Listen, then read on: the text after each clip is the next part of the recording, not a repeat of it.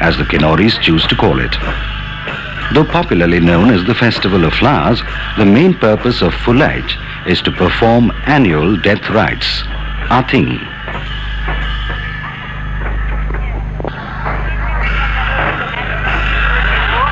The idols of the deities are carried on shoulders and accompanied by the musicians and other villagers.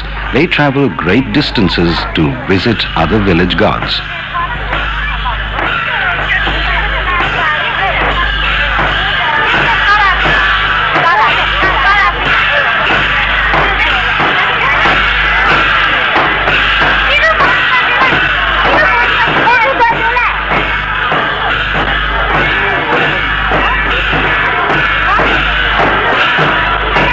The folk orchestra on such occasions comprises the lower caste bhajantris or musicians whose ancestors were devoted to the local devta or god.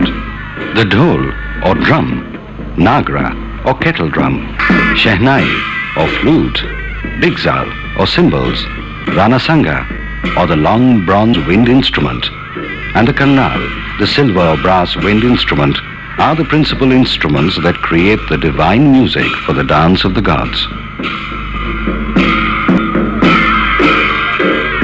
Here we witness an extraordinary incident. Amidst the dancing and the celebrations, all of a sudden, the palanquin carrying one of the gods began to shake and tilt on one side. It seemed that the idol had come alive.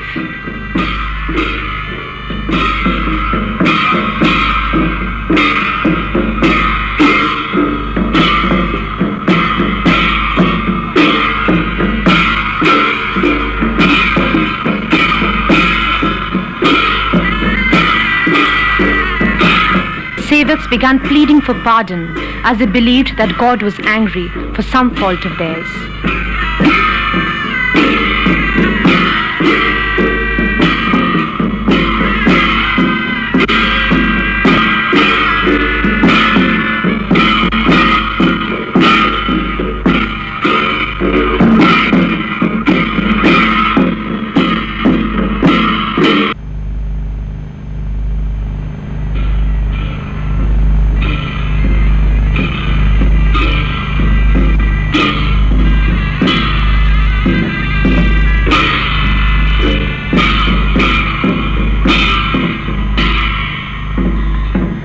As the evening approaches, the gods are brought to the village santhang, or ground.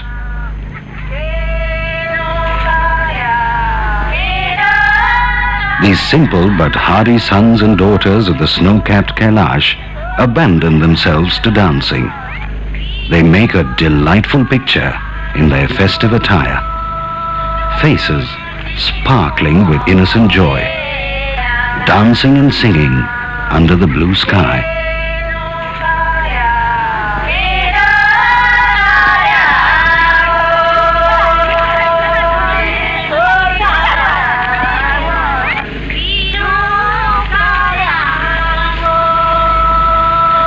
They love dancing.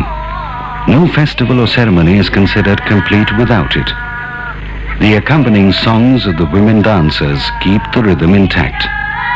With his left hand, the leader holds the right hand of the third person, and similarly, the right and left hands of each dancer are held by every third person. The circle slowly keeps on increasing in number. As a rule, they move from left to right, and at every fourth step, the dancers pause for a moment and swing slightly backward or forward.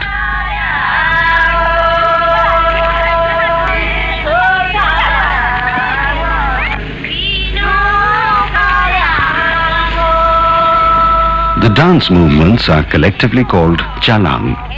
During the dance, any two women initiate the song first. This is called balgithang. The lines are repeated in chorus by all the singers, and this chorus is known as Jagithan. The dance continues into the early hours of the morning.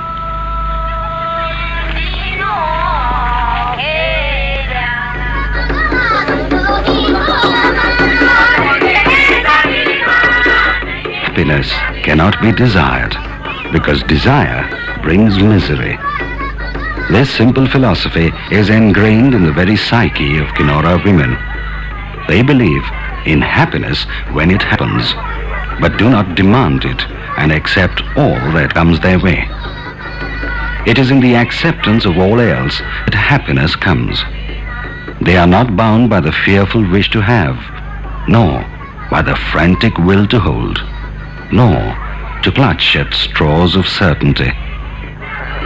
They believe that life comes only to those who are not aggressive, to those who are in deep passive receptivity, the attribute that epitomizes Indian womanhood.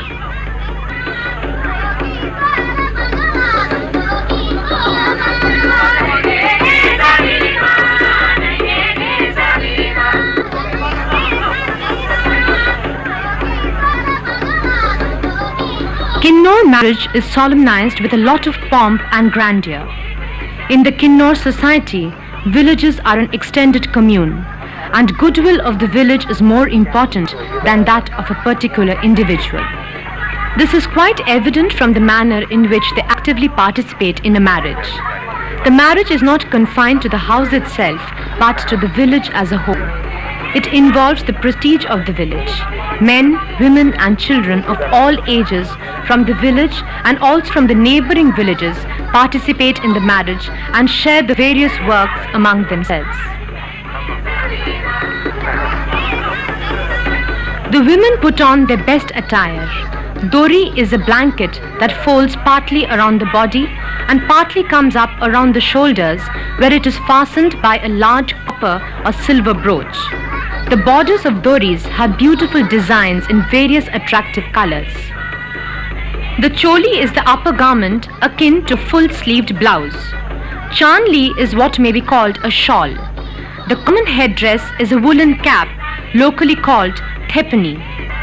The Kinnaur women are very fond of ornaments. The ornaments are made by local lohars who are expert in making artistic designs. They are mainly made of silver and gold. The bridegroom with his friends and relatives visits the house of the bride to bring her, and they are treated with elaborate Kinnaur hospitality. Before dawn breaks, the bridegroom and his party takes the bride to his house.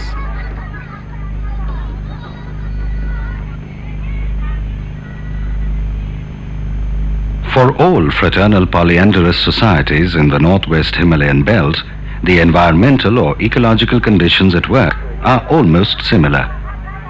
Curbing or arresting the fragmentation of land in the larger interests of household units is a major concern for the people of Kinnaur. A concerted effort is made to keep the household estate undivided and pass it on to the next generation as such, primarily in the interest of survival and perpetuity. In a society where polyandry is very common, the lady of the house has an extremely important role to play. The mode of marriage is an economic necessity for Kinnaur because brothers have to live in a joint family and depend on local resources for their subsistence. The unity of the family depends upon the care and ingenuity of the lady of the house, who looks after and bestows equal favor on all her husbands.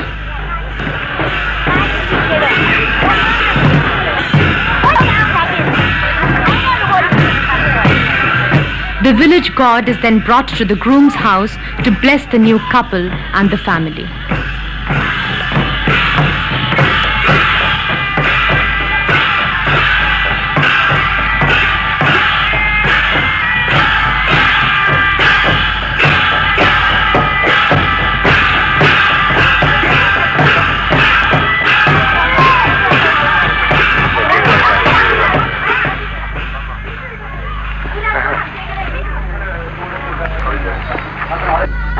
The bride is dressed and adorned with care.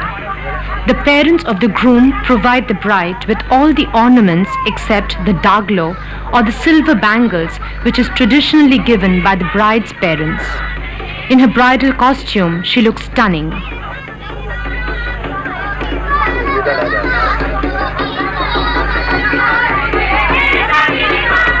Then come the rites of building sarmo.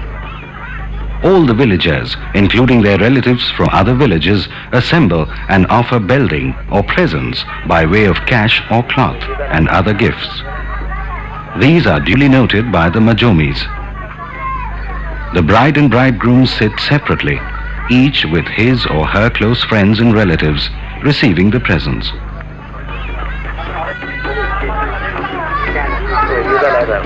Garlands of nyoza and walnuts are offered to all.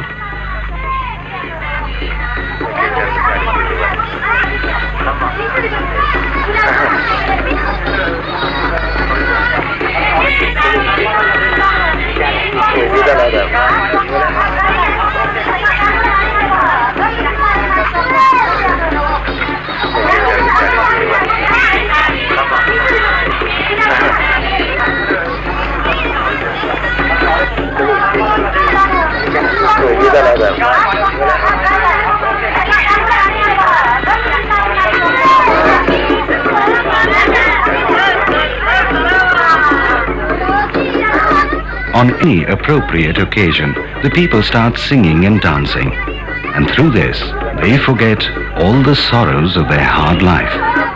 Marriage is no exception. This too culminates with night-long dance.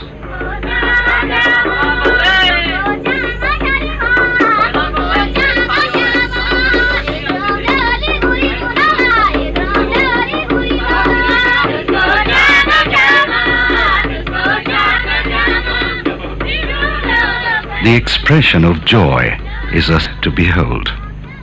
The joy of the Kinnauris, a people too beautiful to succumb to the transience of life. Befittingly, they believe that when the twilight descends, the Kinnauri